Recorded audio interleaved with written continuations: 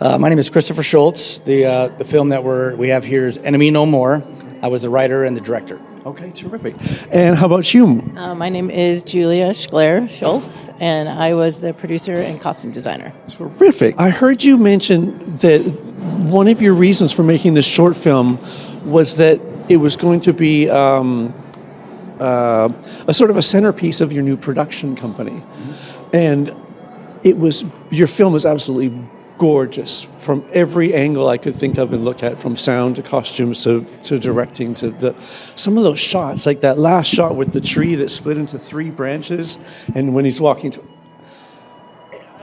How does just a shot like that say so much and tell such a beautiful story, right? And you used it again, but it didn't feel the same the second time we came back to that.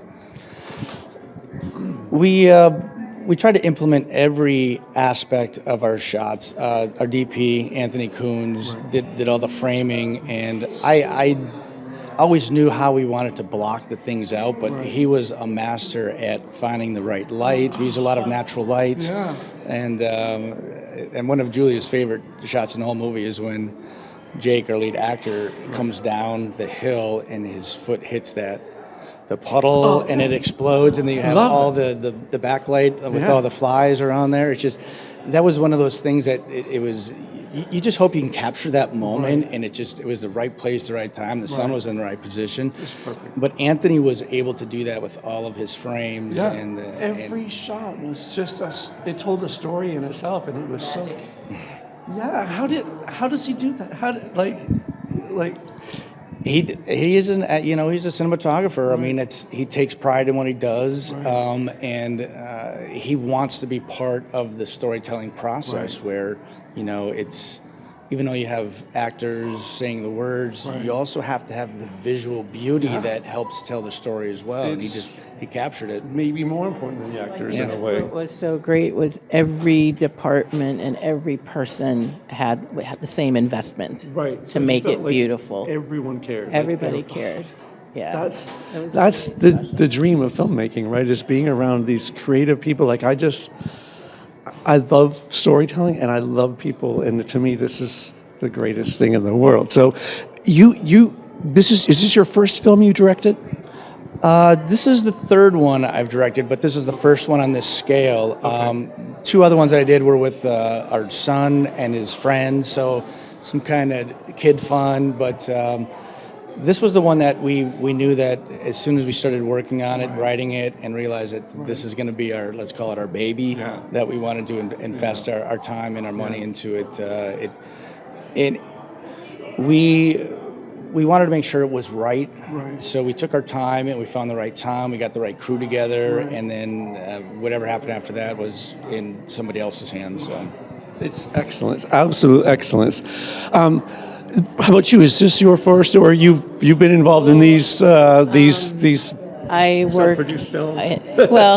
I work in television for the last 30 years, so this was.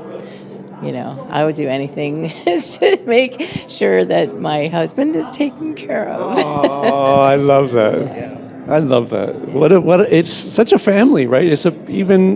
We're not married, but they're our family. Well, the great thing is you get to work with family, but at the same time you're creating a different kind of family that, we still get together with some of our friends, the actors, or we still get to work with some of the people that helped us on our film. So there's always that bond that you kind of get, especially on a short, picture, that you got to get that done. You don't have time to go back to get anything else because money's slim, locations are booked somewhere else by somebody else, so you got to be very cohesive, get it done, focus, and it's one of those things where we look back now and we're glad we did it.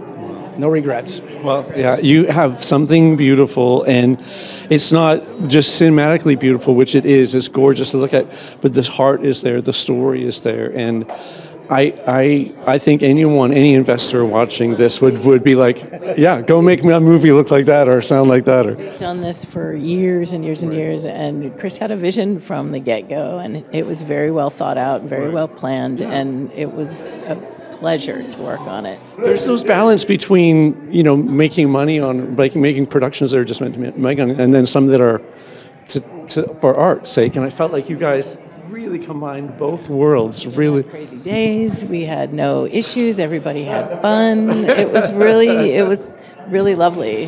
What were some of the, like, there was an unexpected moment when he stepped in the water. Were there other just miracles that kind of happened? Like you were talking about the airplane. Can you tell us a little bit about that again? Yeah, so it was unscripted, but 3 or 4 days into shooting, our first AD/associate producer came to me and said, "Hey, what would you say if I told you that I could get you a World War II plane?" And I'm like, "Well, yeah, absolutely." He said, "All right, I'll make a few phone calls." He comes back and says, "Hey, I can get you a Japanese plane, but it's going to be $4,000." And at that point, like, all our funds are expunged, so we're like, "Okay, we can't do that." He's like, "Let me make another phone call."